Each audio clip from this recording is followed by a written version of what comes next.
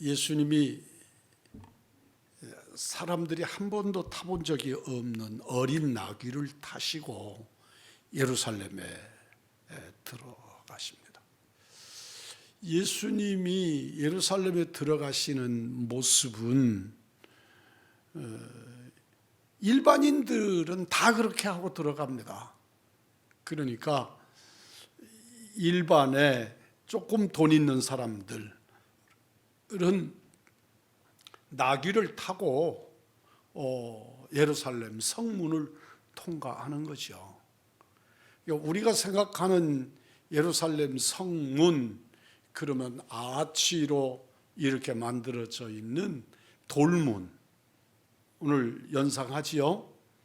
근데 실제로 그 자리에는 유대 병정들이 파수를 쓰기도 하고, 그래서 예루살렘 성은 아무나 들어가고 나가고 하지 못했습니다.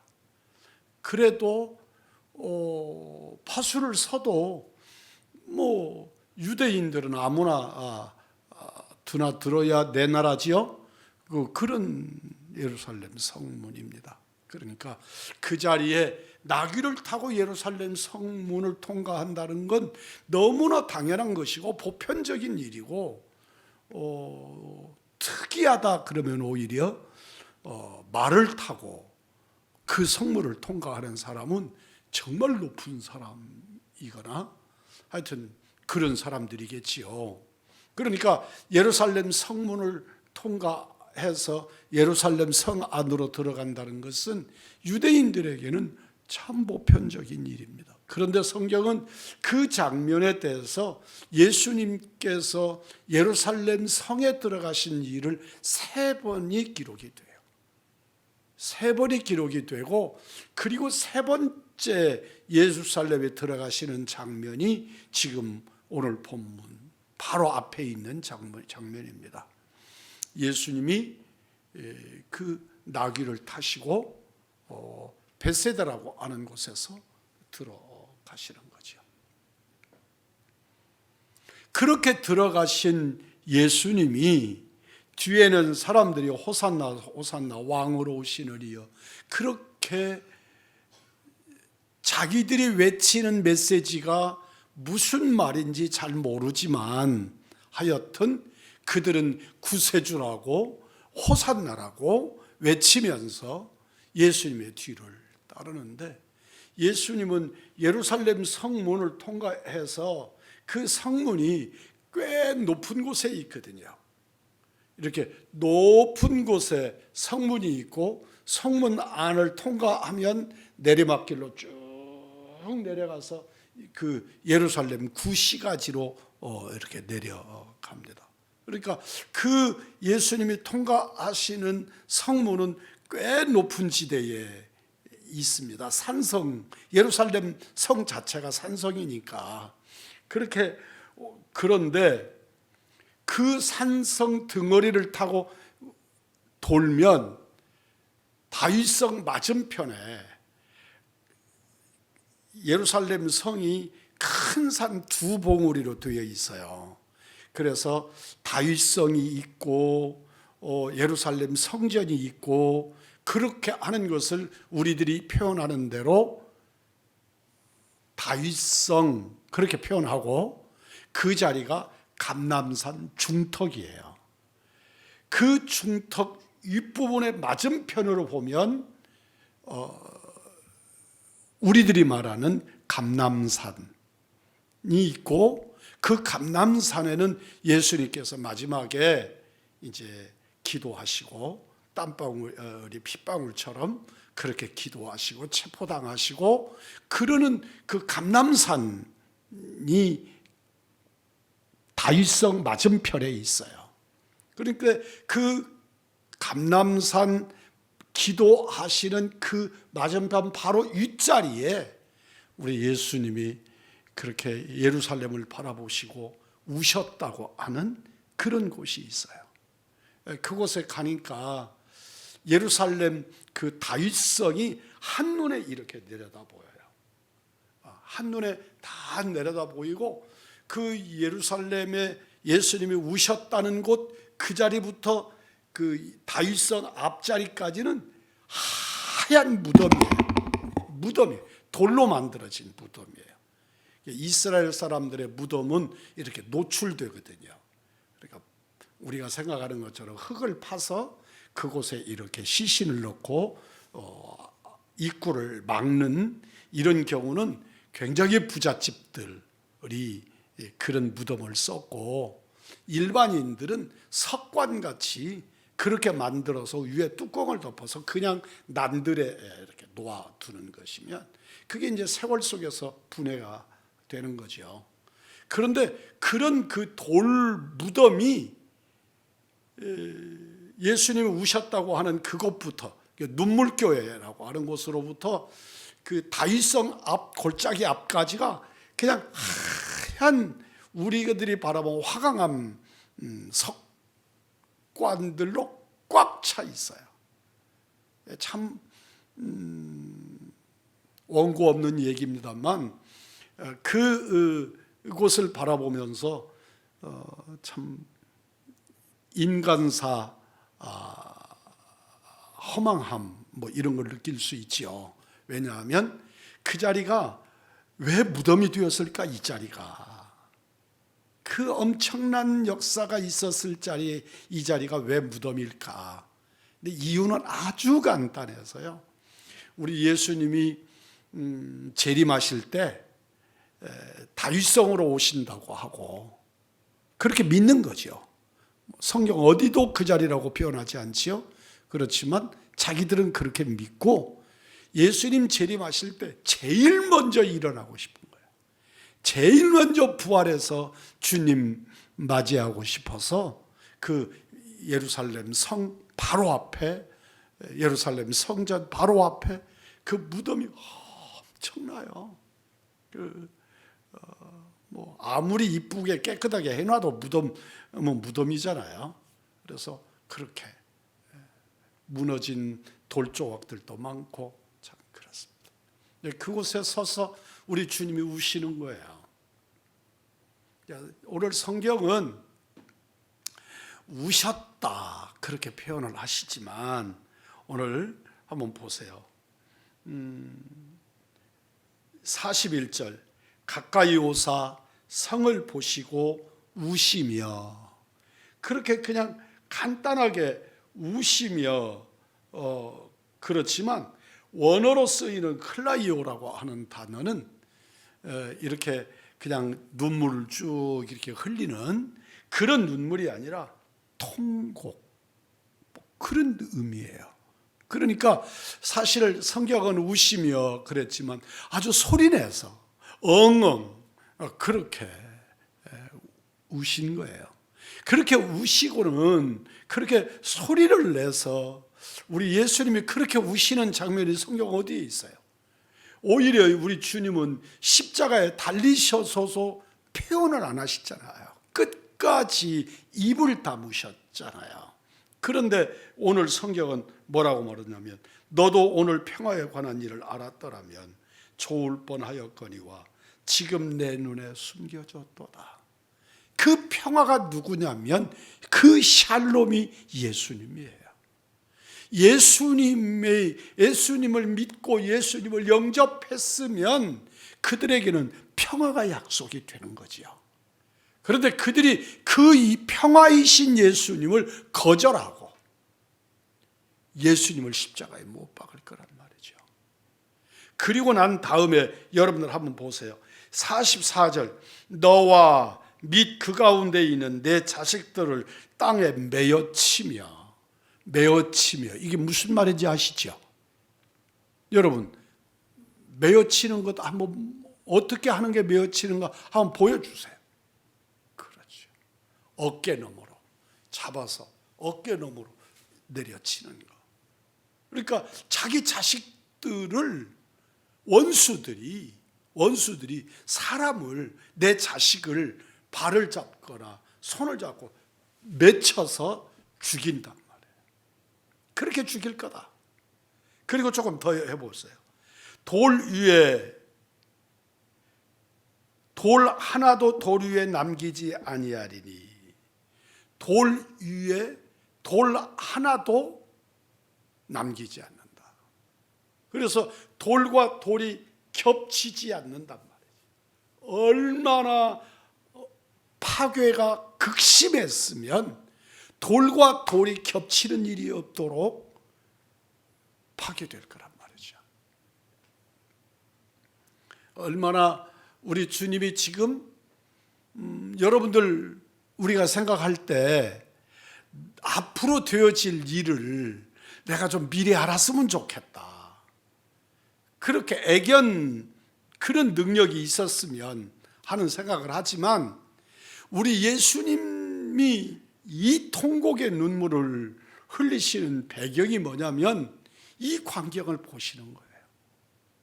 원수들이 우리의 자식들을 어깨에다가 맺혀서 우리의 자식들이 죽고 하나님의 성전이 파괴되는데 돌과 돌이 겹치는 것이 없이 정말 완벽하게 파괴되는 예루살렘, 그리고 예루살렘 성전을 주님이 보고 계신 거예요. 그러니 얼마나 애통해하고 비통하고, 이 평화의 성이, 예루살렘이라고 하는 것이 평화라는 뜻이잖아요. 그런데 그런 예루살렘이 그렇게 비참하게 망하면, 그런데 오늘 지금 너희들이 평화를 거절했기 때문에 결국은 그런 일을 당한다. 우리 예수님이 그렇게 우셨단 말이에요. 평화의 왕 예수 그리스도를 영접하지 않았기 때문에 이들은 그런 그 비참한 일을 당한다. 여러분, 독일이라고 하는 나라가 기독교 국가에 준하는 나라죠. 종교의 자유가 있는 나라이지만 그 나라는 목사님들 생활비를 국가가 주는 거 아세요? 독일의 성직자는, 독일의 목사님들은 자기가 거절하지 않는 한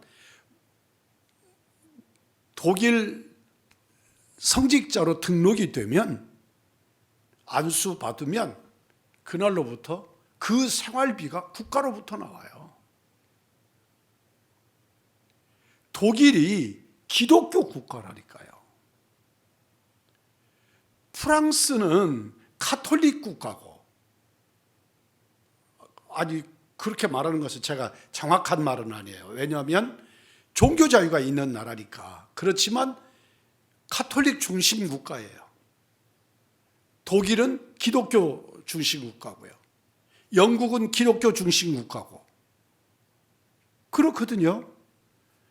그 영국은 국교회라고 하는 것을 만들어서 성공회가, 지금 그 여왕, 얼마 전에 돌아가신 여왕이 성공회의 최고 어른이에요. 한 나라의 왕인데 성공회의 최고의 대표가 왕이에요. 국가교회이기 때문에. 그런데 그래도 종교국가는 아니에요. 종교의 자유를 다 인정하고. 그런데 국가적으로는 그렇단 말이에요. 미국이 기독교 국가, 기독교 중심 국가이고, 그렇죠. 그런데 그 독일이 왜 유대인들을 그렇게 죽였을까요? 우리들이 생각할 때 기독교인 입장에서 유대교 그러면, 유대 이스라엘 그러면 어쩐지 친근감이 좀 있고, 그렇지 않아요? 여러분은 안 그래요? 저는 실제로 이스라엘 그러면 어쩐지 도와야 될 것 같고 우방국가여야 될 것 같고 그런 느낌이 있단 말이에요. 그런데 독일 사람들이, 독일 히틀러가 유대인들을 완전히 제거해버려야 된다. 종족을 없애버려야 된다.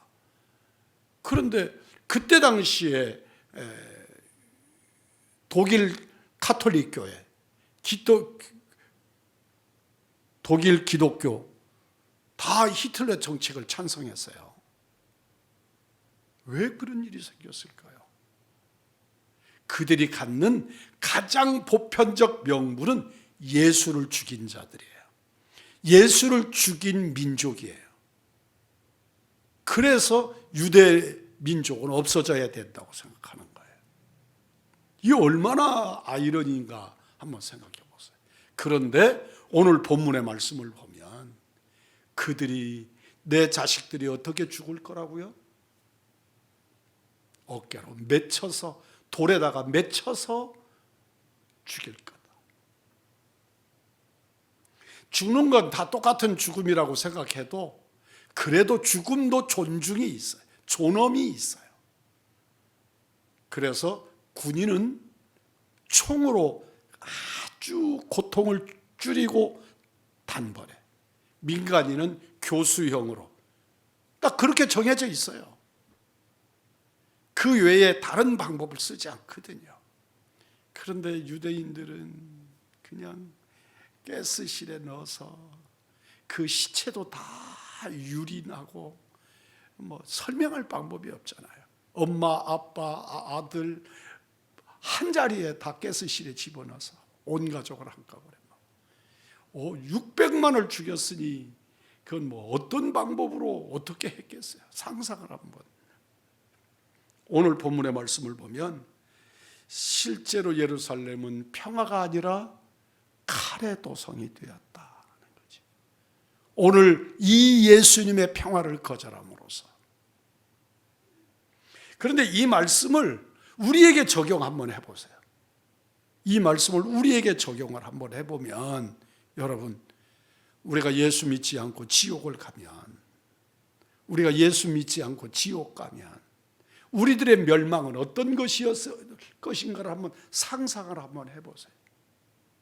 이 땅에서 실제로 그래서는 안 되고 그게 비참한 일이지만 사람이 맺혀서 죽는 육체적인 죽음도 비참하고 견딜 수 없는 일일진데 영원토록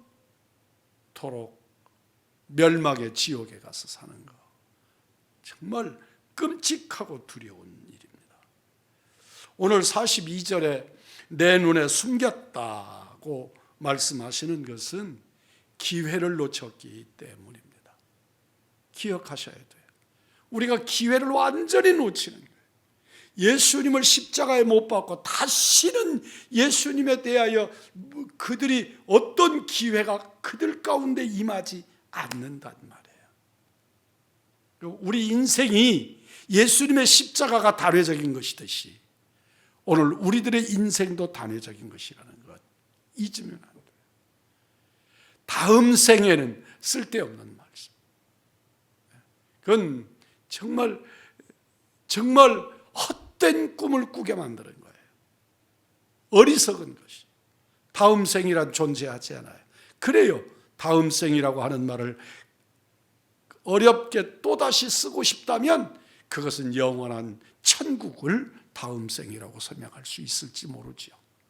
그러나 그건 한 번 정해지면, 한 번 기회를 놓치면 다시는 회복할 수 없는 것이다.